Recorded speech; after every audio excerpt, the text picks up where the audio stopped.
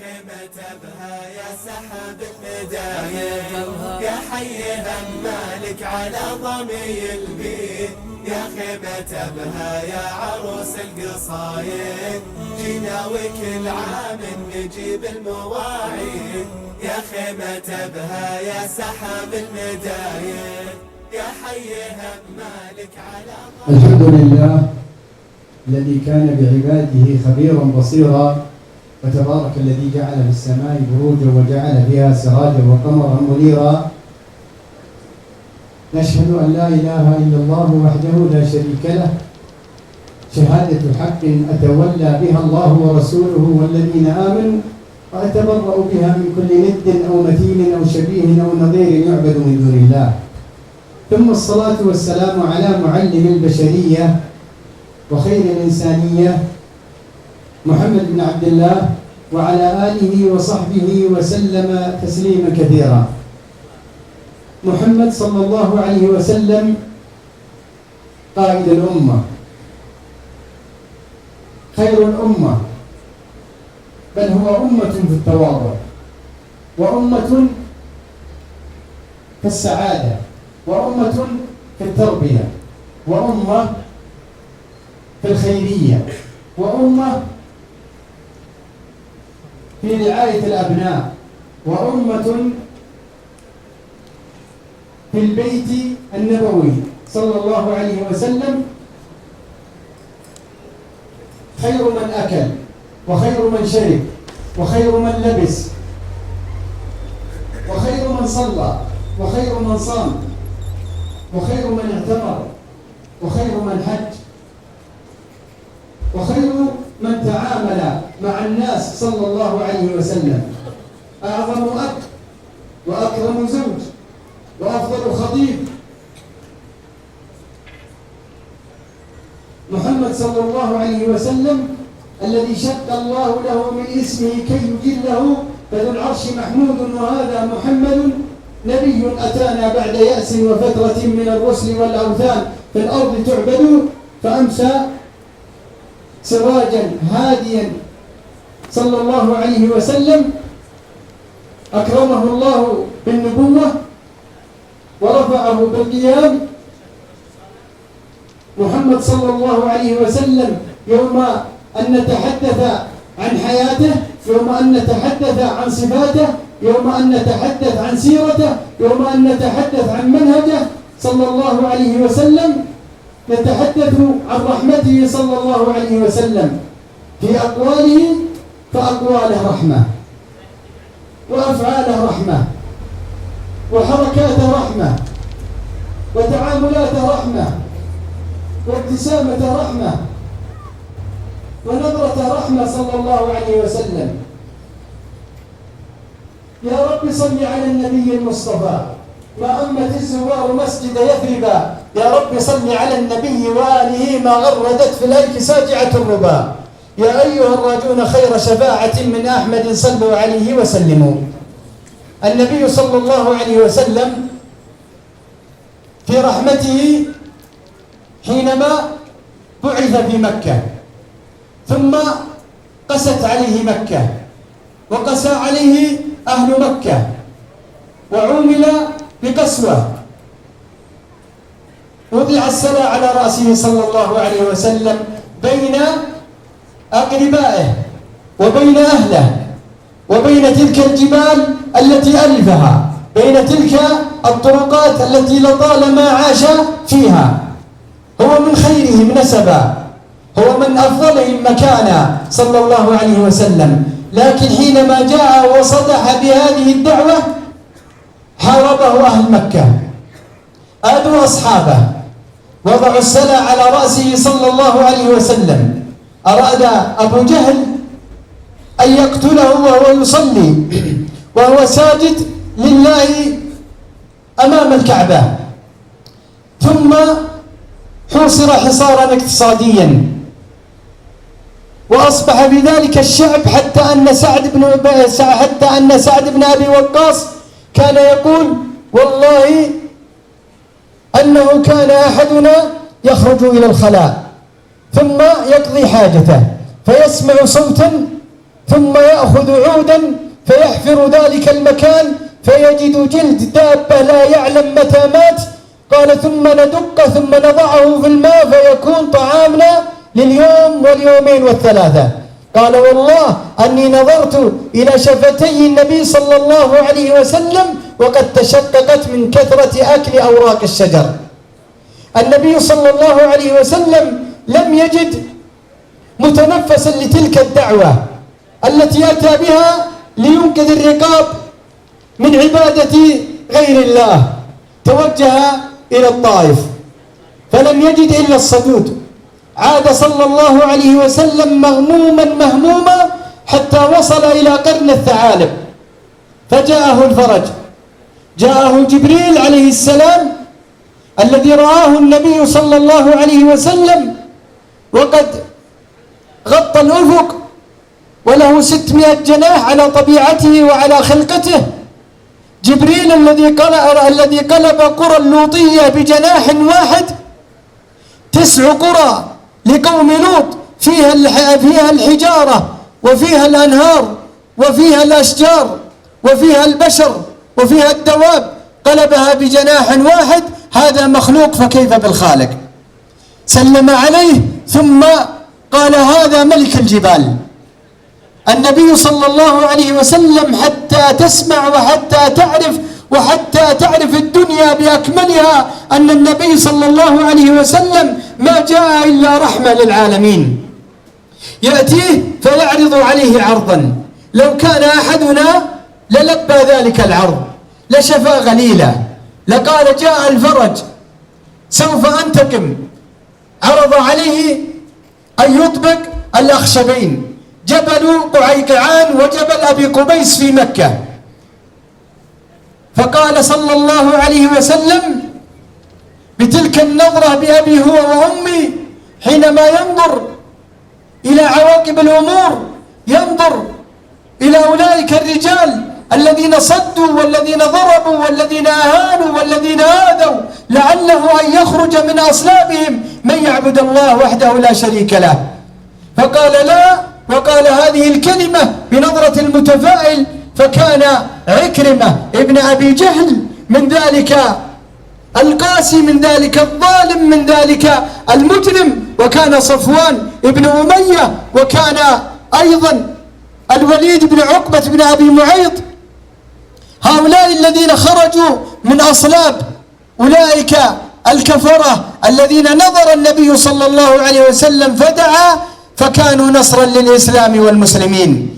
يأتي النبي صلى الله عليه وسلم حينما عاد إلى مكة يأتي في ليلة من الليالي وقد هجعت العيون ويأتي إلى دار ألد الأعداء، يأتي إلى دار من آذاه، يأتي إلى دار من سفه به، يأتي إلى دار من دفع الأموال حتى يؤذي محمد صلى الله عليه وسلم ويؤذي الدعوة الإسلامية في بدايتها حتى يقضي عليها في مهدها.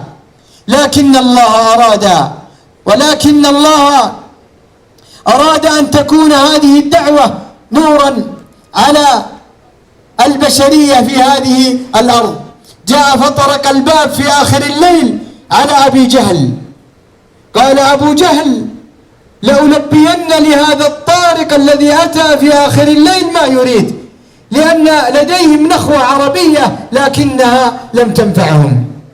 قال لألبين لهذا الطارق ما يريد. وحينما فتح الباب وجد من يكره، نظر إلى محمد صلى الله عليه وسلم. أتتوقعون أنه جاء ليقول أشركني في الأمر، ادفع عني الناس، امنع مني الأعداء؟ لا والله. قال ما تريد يا محمد في هذه الساعة؟ قال قل لا إله إلا الله كلمة تنقذ بها رقبتك من النار. قال يا محمد أما هذه فلا، لكن لك علي ألا أقوم عليك أبدا وألا أحرض عليك أبدا. كذب والله، ما هي إلا أيام وإذا هو يحرض الناس في غزوة بدر، وقد قلب في قليب بدر.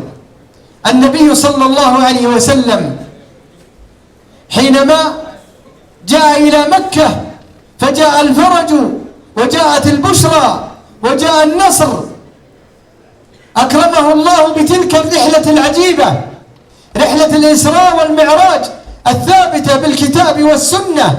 وحينما عرج به برفقة جبريل عليه السلام ووصل إلى فوق السماء السابعة، نظر إلى جبريل وإذا هو يرتعد وإذا هو كالثوب الخلق. قال: ما لك يا جبريل؟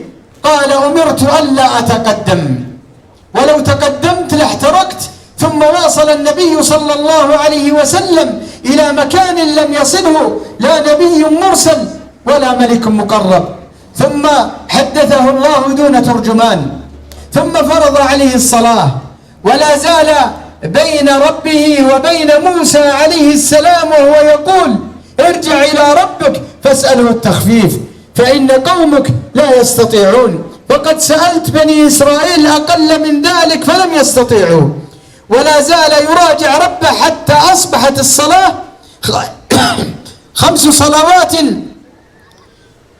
صلوات في الفعل و50 في الأجر. هذه رحمة بأمته صلى الله عليه وسلم. أليس الذي يقول: أمتي أمتي، الذي يقف عند رأس الصراط ويقول: ربي سلم سلم، ويفرح بكل من ينجو، محمد صلى الله عليه وسلم. أليس هو من دل الأمة حينما جاءت فرضية الزكاة بأن يأخذوا من أموال الناس أيسرها وأن يبقوا للناس الأموال الكثيرة؟ أليس هو من رحم الأمة وكان يقول في الحج: افعل ولا حرج، ولم يضيق على الناس، صلوات ربي وسلامه عليه. محمد صلى الله عليه وسلم يأتيه الأعرابي، يأتيه البدوي التي قد خشنت يده، فيأتي ويقول: يا محمد أعطني من مال الله لا من مالك ولا من مال أبيك. فيقول عمر: يا رسول الله مرني فلأضرب عنقه. قال: لا صدق، ليس من مالي ولا من مال أبي. ثم يأخذ يد ذلك الأعرابي الخشنة ثم يضعها في يده صلى الله عليه وسلم، تلك اليد اللينة، تلك اليد التي هي ألين من الحرير كما قال أنس رضي الله عنه وأرضاه. ثم يقول وهو يدخله إلى بيته: خذ ما شئت واترك ما شئت. فينظر إلى بيت النبي صلى الله عليه وسلم فيأخذ ما وصلت إليه يده، بيت النبي صلى الله عليه وسلم الذي لم يعرف وثير الفراش ولم يعرف صلى الله عليه وسلم البيت المنعم، إنما هو من سعف النخل واللبن، وأيضا ينام على الحصير صلى الله عليه وسلم. فقال الأعرابي: بأبي أنت وأمي يا رسول الله ما رأيت معلما هو خير منك. قال: لكن أصحابي وجدوا عليك آنفا، اخرج إليهم فقل لهم ما دار بيني وبينك. فقال: لقد حدث كذا وكذا. قال الأعراب: أشهد أن لا إله إلا الله وأشهد أن محمدا عبده ورسوله. هذا محمد صلى الله عليه وسلم التي شملت حتى رحمته البهائم التي لا تعقل.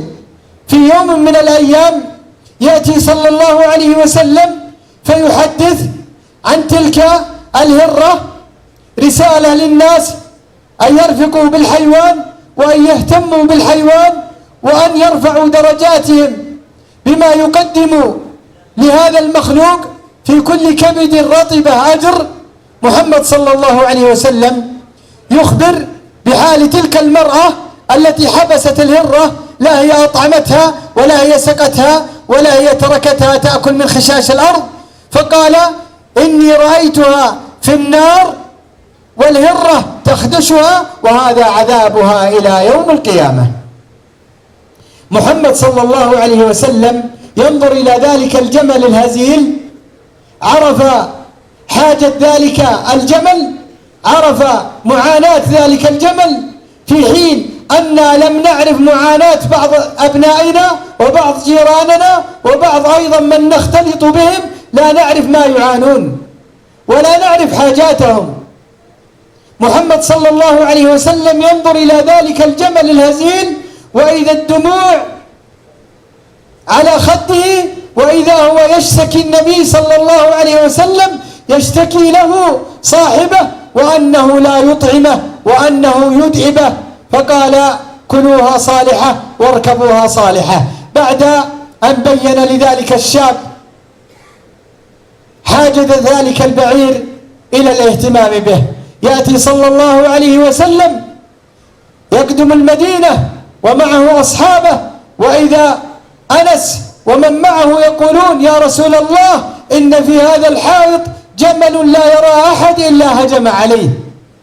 دخل صلى الله عليه وسلم، رآه الجمل، عرف محمد صلى الله عليه وسلم، عرف الرحمة المهداة، اتجه إليه الجمل، وضع مشفره في التراب، ثم مشى به حتى وضع رأسه بين قدمي النبي صلى الله عليه وسلم، ثم قال صلى الله عليه وسلم: والذي نفسي بيده ما من شيء بين السماء والأرض إلا يعلم أني رسول الله إلا عاصي الإنس والجن.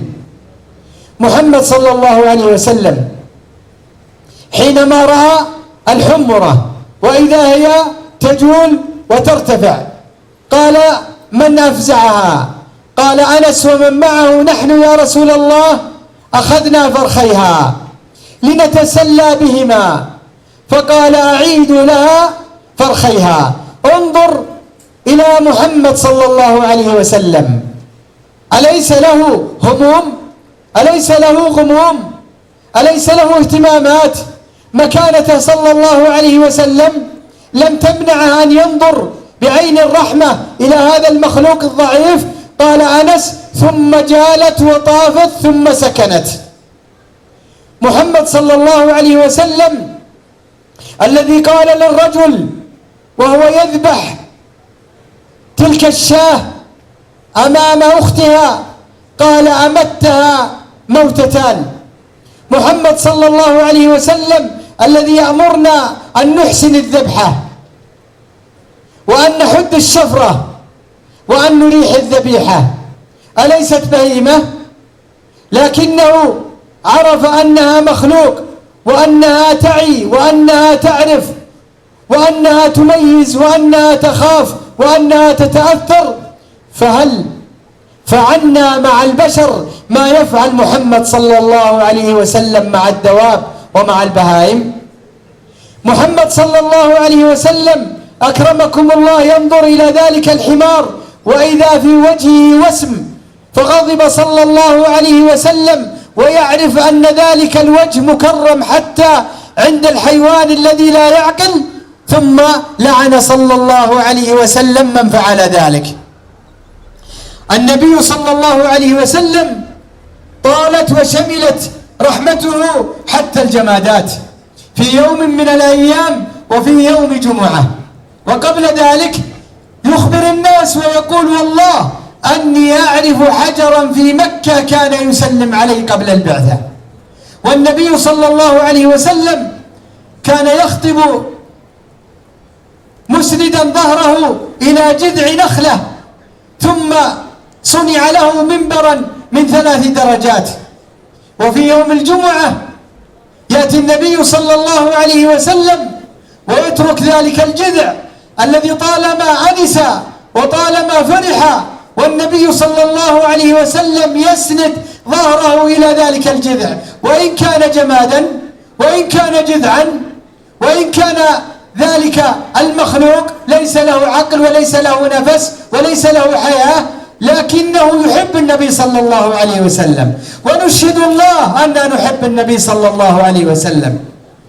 ذلك الرجل الذي جاء إلى النبي صلى الله عليه وسلم قال: يا رسول الله متى الساعة؟ ينظر إليه صلى الله عليه وسلم وإذا هو أعرابي لم يتعلم، وإذا هو في منظارنا السؤال أعظم من شخصية السائل، لكن النبي صلى الله عليه وسلم لا يحتقر أحدا ولا يبخس أحدا، وإنما يرفع قدر كل الناس صلى الله عليه وسلم. فقال: ما أعددت لها؟ قال: متى الساعة يا رسول الله؟ قال: ما أعددت لها؟ قال: يا رسول الله والله ما أعددت لها كثير صلاة ولا كثير صيام ولا كثير صدقة، لكني أحب الله ورسوله. قال: أنت مع من أحببت. ونشهد الله أننا نحب الله ونحب النبي صلى الله عليه وسلم.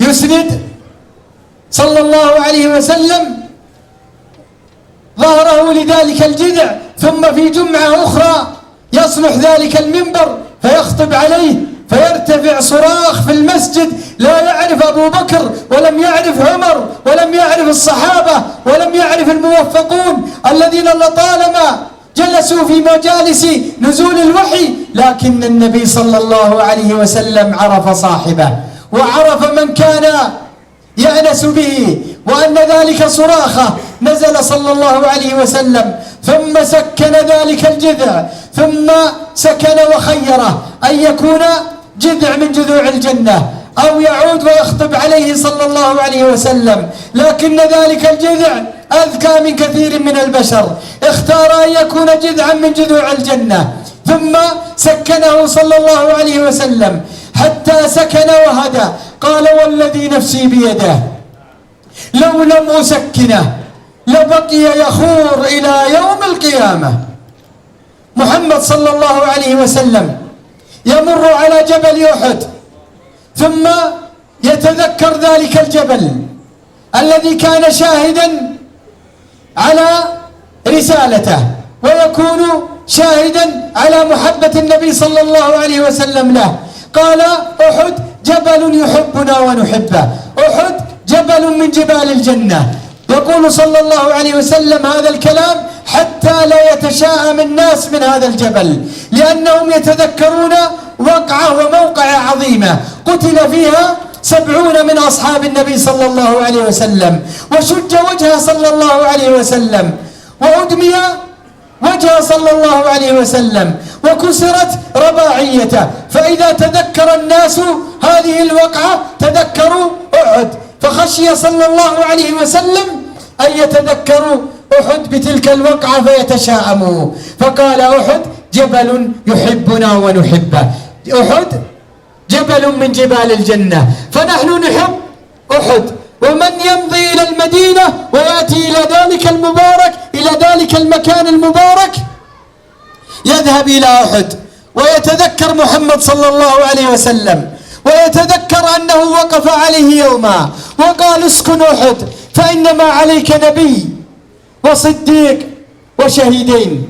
صلى الله عليه وسلم ما أرحمه بأبي هو وأمي، كيف لا، وقد أثنى عليه ربه جل في علاه: وإنك لعلى خلق عظيم، وما أرسلناك إلا رحمة للعالمين. رحمته صلى الله عليه وسلم بالضعفاء، رحمة صلى الله عليه وسلم طالت الفقراء، رحمة صلى الله عليه وسلم طالت الخدم. يقول أنس: والله ما كهرني ما نهرني خدمة 10 سنوات لم ينهره، لم يؤذيه صلى الله عليه وسلم، لم يبخس حقه.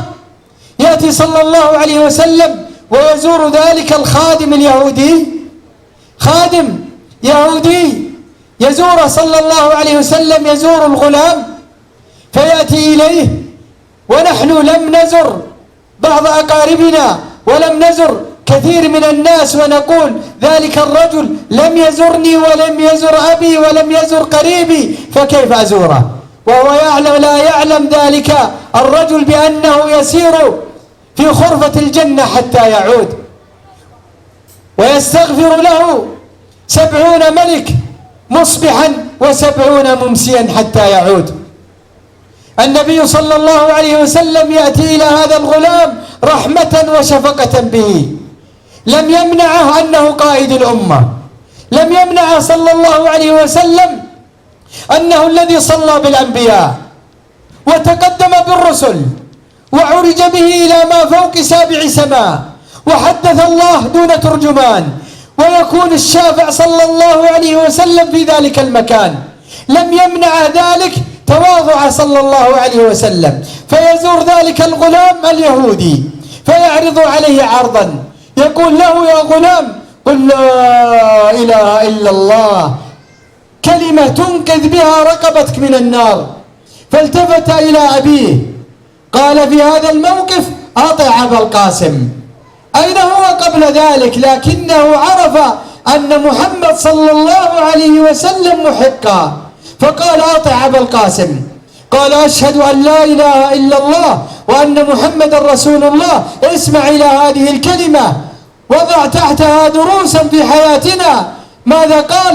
قال: الحمد لله الذي أنقذه من النار بي، الحمد لله الذي أنقذه من النار بي، صلى الله عليه وسلم. رحم تلك المرأة، مرأة سوداء كانت تقوم المسجد وكانت تعتني بالمسجد، وكانت هذه المرأة تهتم بالمسجد. هذه المرأة فقدها صلى الله عليه وسلم، فقد بمن كان يهتم بأفضل البقاع، بخير البقاع.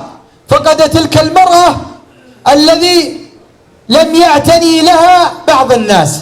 حينما سأل عنها قالوا: يا رسول الله ماتت ليلة البارح. قال: هلا آذنتموني؟ ينظرون إليه وهم يعرفون أنه الرحمة المهداة.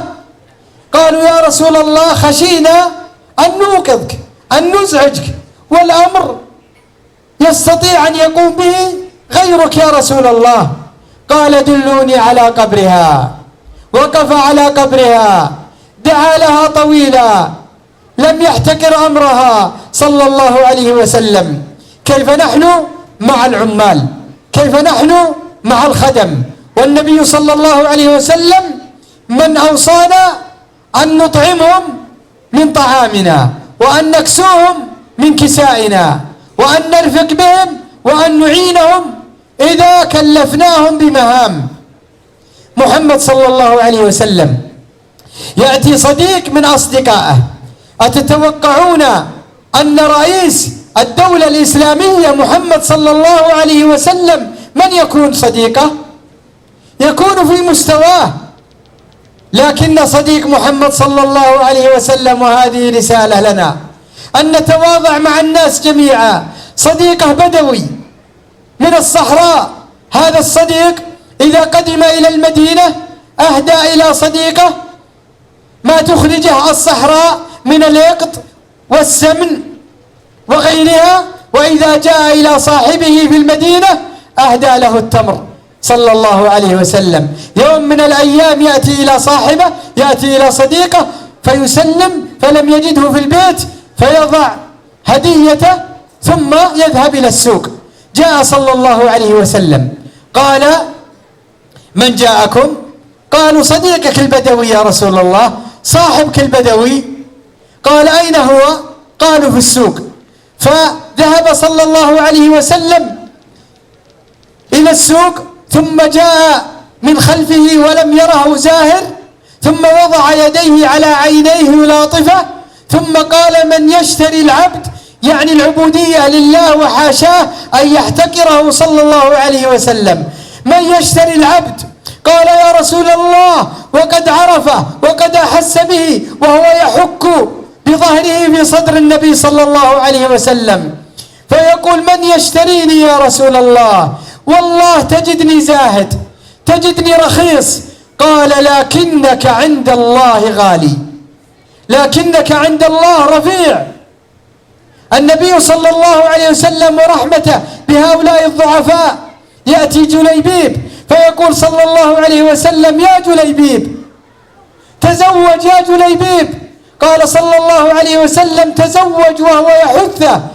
قال: يا رسول الله، ومن يزوجني؟ رجل ذميم، رجل وضيع في عرف الناس، لو طرق الباب ما فتح له، ولو خطب ما زوج، ولو سلم على بعض الناس قد لا يرد عليه. وهذه قد تصل في بعض معاملاتنا أننا ننظر إلى الناس بهذا المنظار.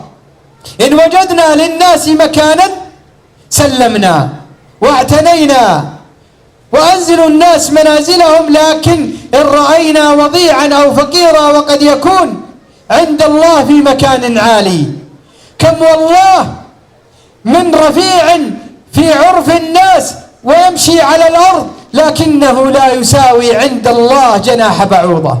وكم والله من وضيع على الأرض لا نأبه به لكنه عند الله غالي. هذه الرسالة العجيبة. فيقول اذهب إلى بيت فلان واخطب. خطب وزوجا، ثم حضر المعركة، استشهد رضي الله عنه وأرضاه. وهذا الموقف العجيب، يبحث الناس عن فلان وفلان، من تفقدون؟ قالوا نفقد فلان وفلان وفلان وفلان وفلان. قال لكني أفقد أخي جليبيب. أخي جليبيب بحث عنه صلى الله عليه وسلم فوجده في القتلى، ثم أخذه ووضع رأسه في حجره ومسح التراب عن ذلك الوجه، ثم مسح الدم وقال قتل 7 وقتلوه، هذا مني وأنا منه، هذا مني وأنا منه. هذا محمد صلى الله عليه وسلم، وهذه رحمة محمد صلى الله عليه وسلم. رحم النساء.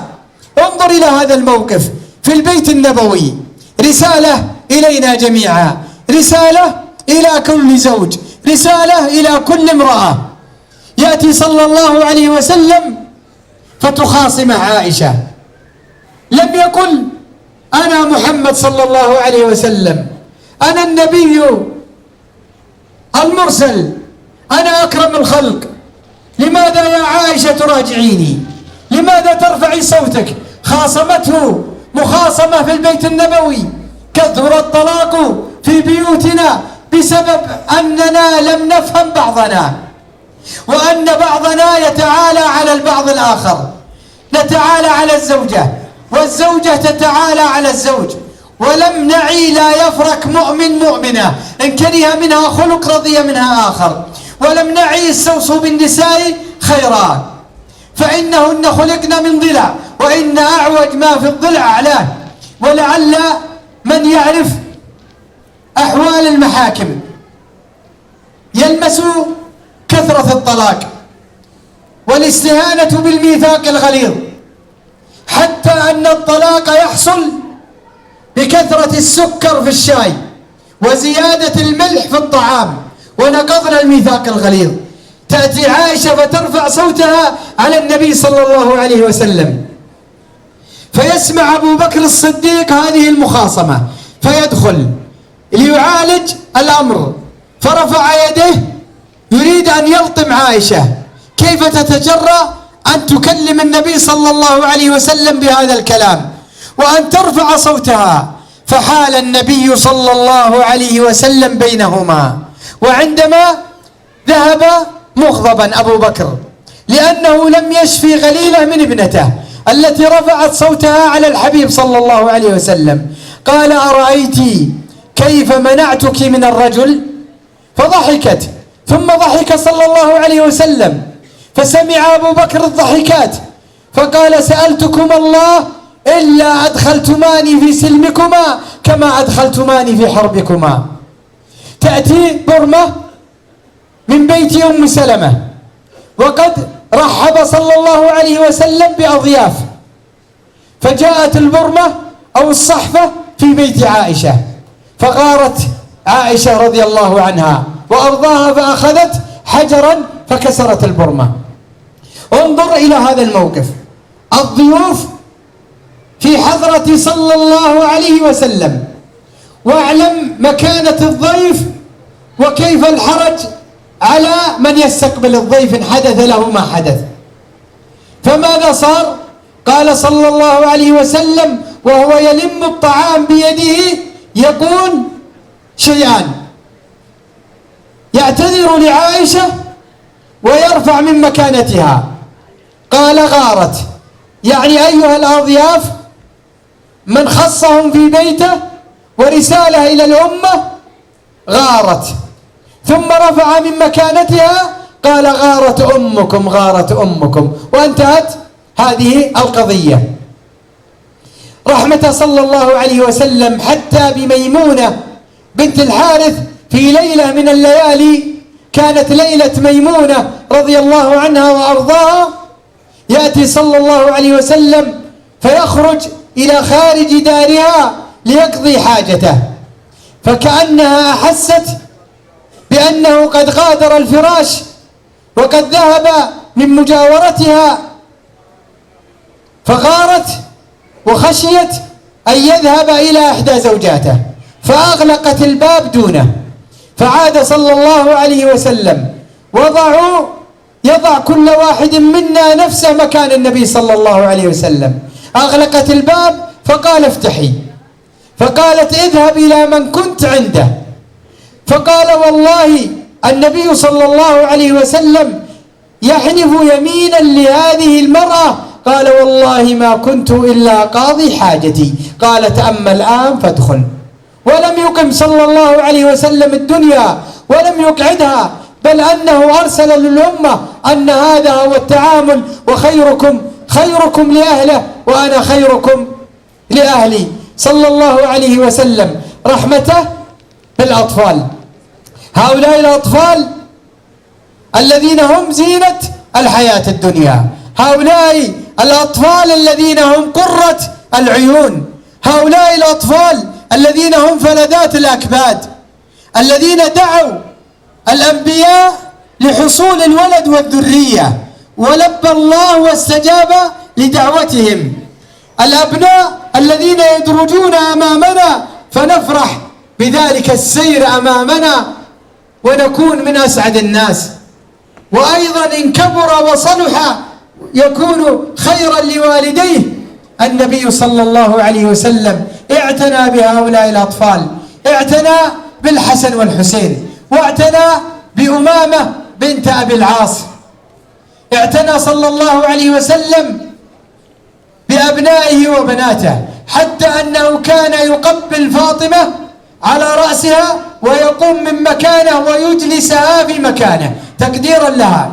أن يقول أنس كنا نمر مع النبي صلى الله عليه وسلم وهذا حالنا، نمر معه صلى الله عليه وسلم فلا نأبه بالأطفال، فيمسح النبي صلى الله عليه وسلم رؤوسهم ويدعو لهم. وتقول عائشة رضي الله عنها وأرضاها كان يدعو للأطفال ويبرك عليهم ويحنكهم. جاء الأقرع بن حابس يوم من الأيام عربي صلف قاسي القلب، فرأى النبي صلى الله عليه وسلم يقبل الحسن والحسين فقال تقبلهم؟ والله أن لي 10 من الأبناء ما قبلت أحدهم.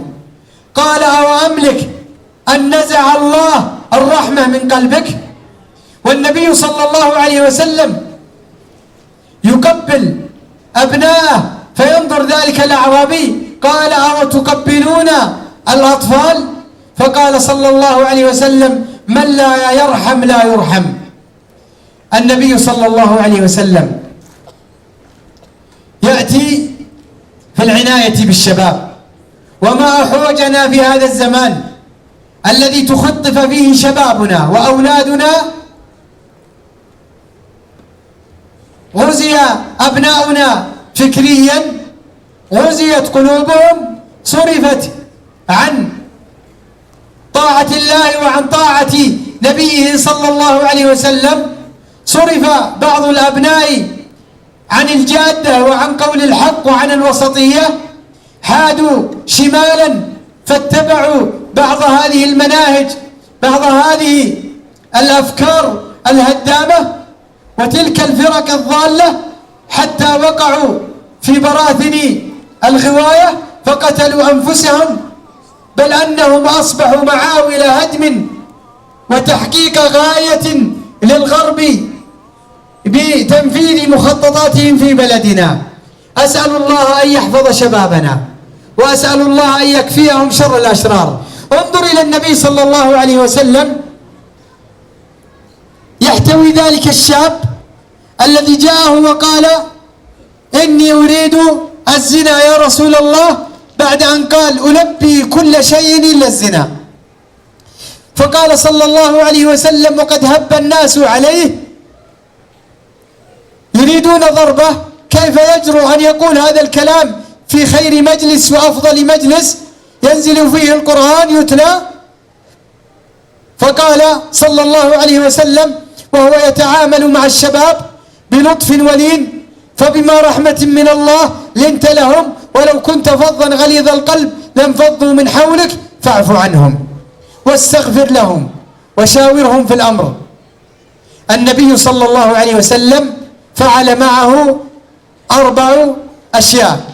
قال: ادنوا مني حتى تتقارب الأرواح، ثم ضرب على صدره للتطمين، ثم قرره وقال: أترضاه أترضاه أترضاه في الأقرباء، والشاب يقول: والذي بعثك بالحق لا أرضاه، والنبي صلى الله عليه وسلم يقول: والناس لا يرضونه. وفي الرابعة قال: اللهم طهر قلبه وحصن فرجه واغفر ذنبه. قال: والله ما خرجت من مجلس النبي صلى الله عليه وسلم إلا والزنا أبغض شيء إلى قلبي.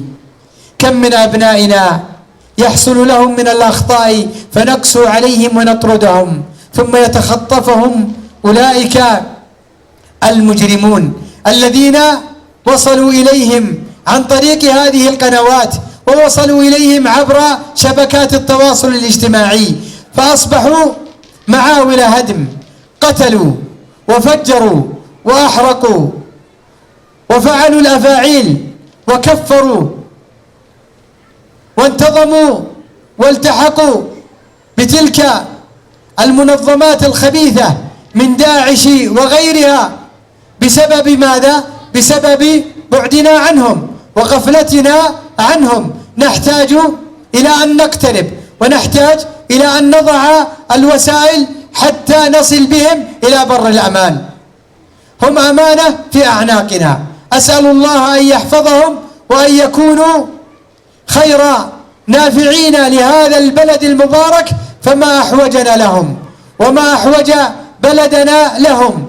فوالله أن شبابنا من خير الشباب، بهروا الناس في العالم حينما تفوقوا في كل شيء، بهروا العالم حينما صدوا كل عدوان يريد أن يصل إلى بلادنا.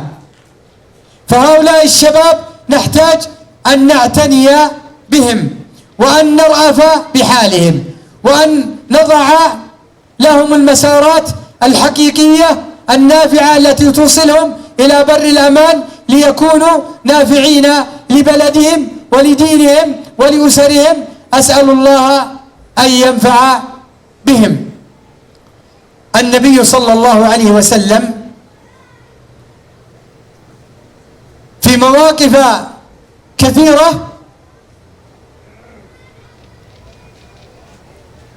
ظهرت رحمته صلى الله عليه وسلم حتى بالعصاة، ظهرت رحمته حتى بالأعداء صلى الله عليه وسلم.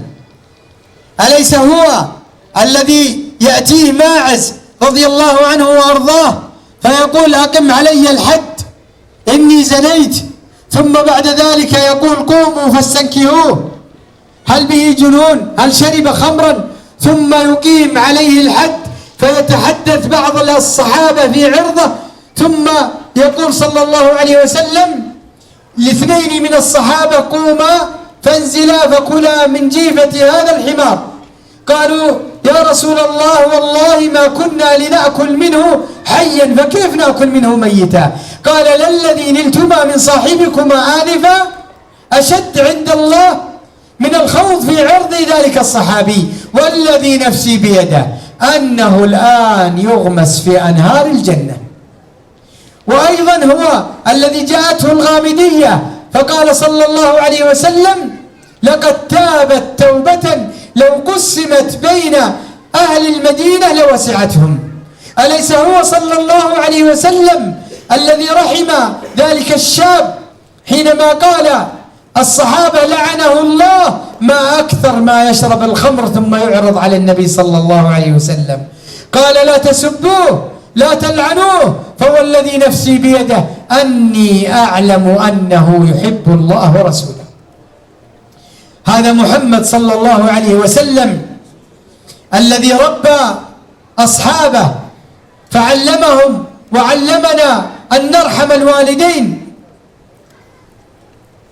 الأب والأم الذي قسى عليهم بعض الأبناء ولم يعرفوا حقهم. الأب والأم الذي جاء ذلك الشاب يقول يا رسول الله إني أبايعك على الهجرة وإني تركت أبوي يبكيان علي، فقال صلى الله عليه وسلم ارجع إليهما فأضحكهما كما أبكيتهما. وصلى الله عليه وسلم هو الذي يقول لذلك الشاب الذي قال أريد الجهاد يا رسول الله، قال هل لك أم؟ قال نعم. قال ارجع إليها فثم الجنة، ارجع إليها فثم الجنة. محمد صلى الله عليه وسلم الذي عرف مكانة الأب والأم، النبي صلى الله عليه وسلم الذي رحم الأقارب ودل على أن الناس يحتاجون في تلك الأزمان وفي هذا الزمن بالخصوص إلى الصلة وإلى العودة وإلى التراضي. ولعلي أختم بأهمية التواصل وأن نرحم أقرباءنا. تقاطعنا، تهاجرنا، تباعدنا، أمطار قلت وأرزاق اضمحلت وذرية فسدت وأعمال ما رفعت وجنة منعت بسبب ماذا؟ بسبب والله القطيعة وبسبب الهجران وبسبب قسوة قلوبنا على أهلينا وعلى أرحامنا وعلى المسلمين. يقاطع الأخ أخيه بسبب أنه ما قدره وما عزمه وما كلمه وما أنزله منزلته، ثم يسرح ويروح في لعنة الله صباحا ومساء لا يرفع له عمل. بعضهم يقاطع ابنته لأنها تزوجت فلانا، بعضهم يقاطع ابنته لأنها ما سلمت عليه وما زارته وما عادته في خلال أسبوع. رجل كبير في السن تذهب ابنته إلى مكة ثم تعود فتبدأ بأهل زوجها، فيأتي أهل النفاق فيقولون كيف تبدأ بأهل زوجها وأنت من ربى وأنت من تعب وأنت من درس. ثم قال قاطعتها وطردتها هي وأبنائها من بيتي 8 سنوات. أسرح وأروح في لعنة الله صباحا ومساء. ثم ذهب إليها وقبل رأسها. بعضهم قد هجر قريبه بسبب أنه ما عزمه وما عرف مكانة بشته ومكانة قدره فتقاطعا وتهاجرا. اسمعوا إلى هذا الأمر، قولوا للناس أن هذا أمر عظيم وأن هذه مصيبة أن يدخل رمضان ثم يخرج رمضان ثم يأتي رمضان ولا زال معلق رمضان الذي ذهب. أعمال فعلناها لا زالت معلقة بسبب هذه القطيعة وهذا الهجران. هذه العقوبات انقلوها للناس، علموا الناس. العقوبة الأولى أن من هجر، أن من آذى، أن من قطع ملعون من فوق 7 سماء. قال تعالى فهل عسيتم إن توليتم أن تفسدوا في الأرض وتقطعوا أرحامكم أولئك الذين لعنهم الله فأصمهم وأعمى أبصارهم. يقول علي بن الحسين يا بني لا تجلس في مجلس قاطع رحم فإني وجدته ملعونا في 3 مواطن من كتاب الله. كم والله خال وعم وقريب وأخت قد تهاجر الناس. العقوبة الثانية أنه من الضالين الفاسقين الخاسرين. قال وما يضل به إلا الفاسقين الذين ينقضون عهد الله من بعد ميثاقه ويقطعون ما أمر الله به أن يوصل ويفسدون في الأرض أولئك هم الخاسرون. لو قيل لفلان يا البعيد أنت خاسر هل يرضى؟ لا والله، لكن أن يأتي الخسران من فوق 7 سماء لفلان ابن فلان، والله أنها المصيبة. العقوبة الثالثة أنه معجل له العقوبة في الدنيا مع ما يدخر في الآخرة. في حديث أبي بكرة رضي الله عنه وأرضاه أن النبي صلى الله عليه وسلم قال: ما من ذنب أجدر أن يعجل الله بعقوبته مع ما يدخر في الآخرة من البغي وقطيعة الرحم. العقوبة الرابعة أنه مقطوع الصلة بالله، هناك فاصل، هناك حاجز، يا رب يا رب، عمره، حج، صدقة، إحسان، هناك فاصل. في حديث عائشة رضي الله عنها وعن أبيها أن النبي صلى الله عليه وسلم قال: الرحم معلقة بالعرش، تقول: من وصلني وصله الله، ومن قطعني قطعه الله. أسأل الله أن يجيرنا وإياكم، وأن يجعلنا وإياكم من المتراحمين، وأن يجعلنا وإياكم من الموفقين، وأن يبارك لنا ولكم في أعمالنا وما تبقى منها، وأن يبارك في من قام على هذا الملتقى المبارك، وأن يكفي بلادنا شر الأشرار وكيد الكائدين. وصلى الله وسلم على رسوله. يا خيمة أبها يا سحاب الندى، يا حي همالك على ضمي البيت، يا خيمة أبها يا عروس القصايد، جينا وكل عام نجيب المواعيد.